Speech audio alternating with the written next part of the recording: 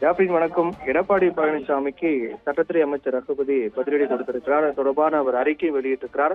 அந்த அறிக்கையில் விழுப்புரம் மாவட்டம் திருவெண்ணநல்லூர் பகுதியில் கள்ளச்சாராயம் அருந்தி 3 பேர் மருத்துவமனையில் அனுமதிக்கப்பட்டிருந்த நிலையில் ஒருவர் உயிரிழந்த செய்திகள் வருகின்றன என்று எக்ஸ் தளத்தில் எடப்பாடி பழனிசாமி அவர்கள் இந்த சம்பவம் குறித்து விவரங்களை முழுமையாக தெரிந்து கொள்ளாமல் அவசர கதியில் வழக்கம் போல ஒரு அறிக்கை வெளியிட்டிருக்கிறார் என்று சட்டத்துறை அமைச்சர் ரகுபதி விளக்கம் கொடுத்திருக்கிறார்.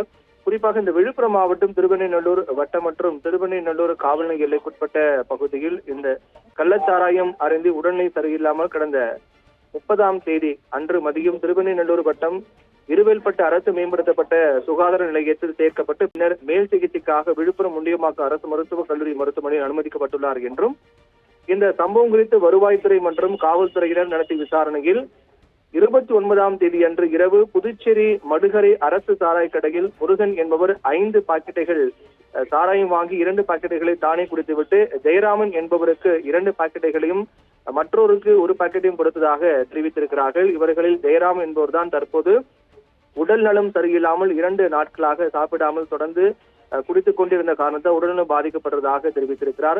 இது குறித்து நடத்தப்பட்ட விசாரணையில் முருகன் என்பவர் புதுச்சேரி பகுதியில் இருக்கக்கூடிய கடையில் சாராய பாக்கெட்டுகள் வாங்கியது உண்மை என்று தெரிய வந்திருக்கிறது. இதை முழுமையாக தெரிந்து கொள்ளாமல் எடப்பாடி பழனிசாமி ஏதோ போகிற போக்கில் ஒரு அறிக்கை வெளியிட்டிருக்கிறார் என்றும் அது தொடர்பாக அவர் உண்மையை முழுமையாக அறிந்து கொண்டு அதற்கு பிறகு அவர் தொடர்பாக பேச வேண்டும் என்றும் தெரிவித்திருக்கிறார்.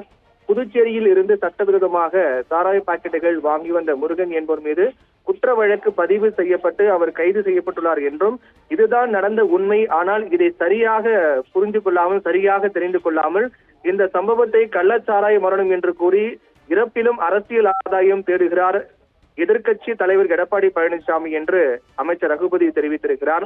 எல்லைப் பகுதியில் இருக்கக்கூடிய சோதனை சாவடிகள் வாகன சோதனை கடுமையாக்கப்பட்டிருக்கிறது என்றும் புதுச்சேரி சாராய கடத்தலை தடுப்பதற்கு தமிழ்நாட்டின் எல்லைப் பகுதியில் ரோந்து பணிகள் முடுக்கிவிடப்பட்டிருக்கிறது என்றும் உள்ளூர் காவல்துறையினர் எல்லைப் பகுதியில் இருக்கக்கூடிய கிராமங்களில் கண்காணிப்பை தீவிரப்படுத்தியிருக்கிறார்கள் என்றும் எனவே இந்த உயிரிழப்பு என்பது கள்ளச்சாராயத்தால் நிகழவில்லை என்று உறுதியாக தெரிவித்துக் கொள்வதாக சட்டத்துறை அமைச்சர் ரகுபதி எடப்பாடி பழனிசாமிக்கு பதிலடி தெரிவித்திருக்கிறார். ஜாஃபின், தகவலுக்கு நன்றி பிரவீன்குமார்.